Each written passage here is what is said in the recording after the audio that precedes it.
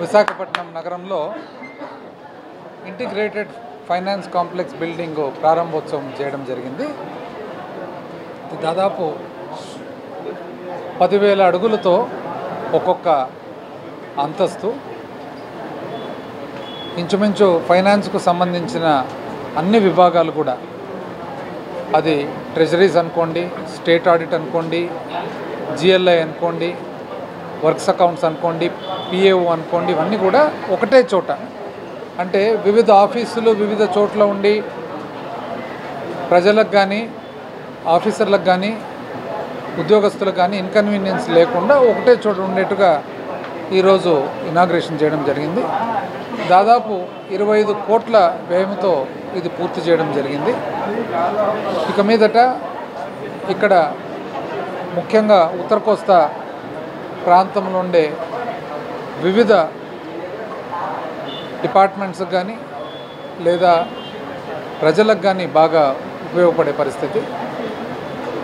ఈరోజు గర్వంగా చెప్పొచ్చు, ప్రభుత్వము కన్స్ట్రక్షన్ కానీ, క్వాలిటీ ఆఫ్ కన్స్ట్రక్షన్ కానీ, ఇంక్లూడింగ్ ఫర్నిచర్ కూడా చాలా జాగ్రత్తగా ఒక స్పెసిఫికేషన్తో పాటు, క్వాలిటీ స్పెసిఫికేషన్తో పాటు ఉండే విధంగా చేయడం జరిగింది. మీరు గమనిస్తే ఫర్నిచర్ అంతా కూడా గాడ్రేజ్ ఉంటుంది, స్టాండర్డైజ్ చేయడం జరిగింది.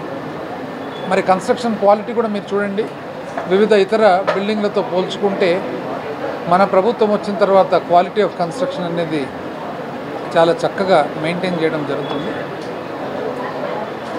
ప్రభుత్వ విధానం అనేది, ప్రభుత్వ ఆలోచన అనేది 2 సంవత్సరాల కోవిడ్ వచ్చినందువలన ఎంతో ఇబ్బందులకు గురై ఈరోజు అన్నీ కూడా ఇనాగ్రేషన్కు ప్రారంభోత్సవాలకు వస్తున్నాయి. ఈరోజు స్కిల్ డెవలప్మెంట్ డిపార్ట్మెంట్కు సంబంధించి, నైపుణ్యాభివృద్ధి డిపార్ట్మెంట్కు సంబంధించి భవతి అనే ప్రోగ్రాం కూడా ముఖ్యమంత్రి గారు లాంఛనంగా లాంచ్ చేయడం జరిగింది. ఐటీఐస్ కానీ, పాలిటెక్నిక్స్ కానీ, స్కిల్ డెవలప్మెంట్ సెంటర్స్ కానీ, వివిధ ఏరియాల్లో హెల్త్ కేర్ కానీ, హాస్పిటాలిటీ కానీ, తర్వాత అకౌంటెంట్స్ కానీ, అట్లా వివిధ ఏరియాస్ ఆఫ్ ఇండస్ట్రీలో నైపుణ్యము పిల్లలకు అందించడానికి భవతి అనే ప్రోగ్రాం కూడా లాంచ్ చేయడం జరిగింది. భవతి ద్వారా పిల్లలందరికీ కూడా ఎంతో ఉపయోగపడే పరిస్థితి. ఎందుకంటే మొట్టమొదటిసారిగా ఇండస్ట్రీ పరిశ్రమను ఇన్స్టిట్యూట్లకు డైరెక్ట్గా పార్ట్నర్షిప్ కుదిరించడం జరిగింది. ప్రతి ఒక్క ఐటీఐ, ప్రతి ఒక్క పాలిటెక్నిక్, ప్రతి ఒక్క స్కిల్ డెవలప్మెంట్ సెంటర్ అన్నీ కూడా ఒక ప్రత్యేక పరిశ్రమతో పాటు పార్ట్నర్షిప్ వలన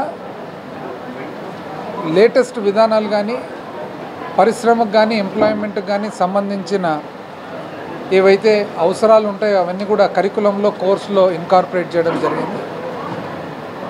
ఇటువంటి డెవలప్మెంట్ ప్రోగ్రామ్స్ అన్ని గమనించినట్లయితే రాష్ట్రము మన ప్రభుత్వం ఏర్పాటైన తర్వాత మొట్టమొదటి సంవత్సరము గత ప్రభుత్వానికి సంబంధించిన ఎన్నో పెండెన్సీల వలన కొద్దిగా డిలే కావడం, ఆ తర్వాత దాదాపు 1.5 సంవత్సరం కోవిడ్ వలన ఇంచుమించు 5 సంవత్సరాల్లో 2.5 సంవత్సరాలు యాక్చువల్గా కోల్పోయాం.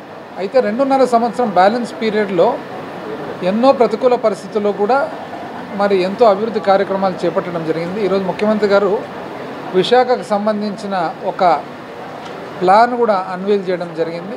ఏ విధంగా మన ఆంధ్రప్రదేశ్ రాష్ట్రంలో విశాఖపట్నం ఒక గొప్ప నగరం, అన్నిటికంటే పెద్ద నగరం, పైగా ఇక్కడ ట్రూ కాస్మోపాలిటన్ నేచర్ ఉండే నగరం అన్నమాట.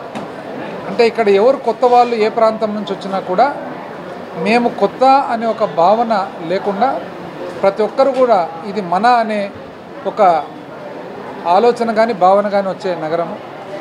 ఇది చాలా తక్కువ నగరాల్లో ఈ భావన వస్తుంది. బెంగళూరు ఒకటి, హైదరాబాద్ ఒకటి, బాంబే ఒకటి, ఢిల్లీ ఒకటి, అటువంటి కోవుకు చెందిన నగరాల్లో విశాఖ ఒకటి. ఈరోజు మనము చాలా సంతోషంగా ముఖ్యమంత్రి గారి ప్లాన్ కూడా అందరూ కూడా రిసీవ్ చేసుకోవడం జరిగింది.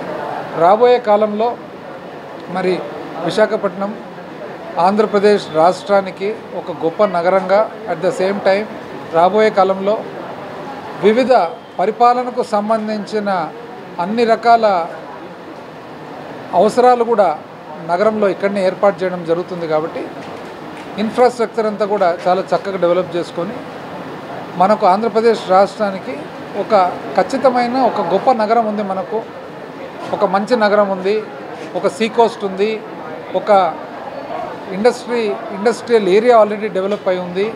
మరి భారతదేశంలో ఆల్రెడీ భారతదేశం మ్యాప్లో ఒక మంచి స్థానము ఉన్న విశాఖపట్నం నగరాన్ని మనం అభివృద్ధి చేసుకోబోతున్నాం. కాబట్టి ప్రజలందరూ కూడా తెలియజేయడం ఏమంటే 2.5 సంవత్సరంలోనే ఎన్నో అభివృద్ధి కార్యక్రమాలు, శాశ్వతమైన అభివృద్ధి కార్యక్రమాలు చేసుకోవడం జరిగింది. ఒక మంచి చిత్తశుద్ధితో ఒక ప్లాన్తో పరిపాలన జరిగింది. ఎంతో ప్రతికూలమైన పరిస్థితులు కూడా జరిగింది. అందులో భాగంగా ఈరోజు ఇంటిగ్రేటెడ్ ఫైనాన్స్ కాంప్లెక్స్ కూడా ఇనాగ్రేట్ చేయడం జరిగిందని చెప్పి తెలియజేస్తా ఉన్నాం.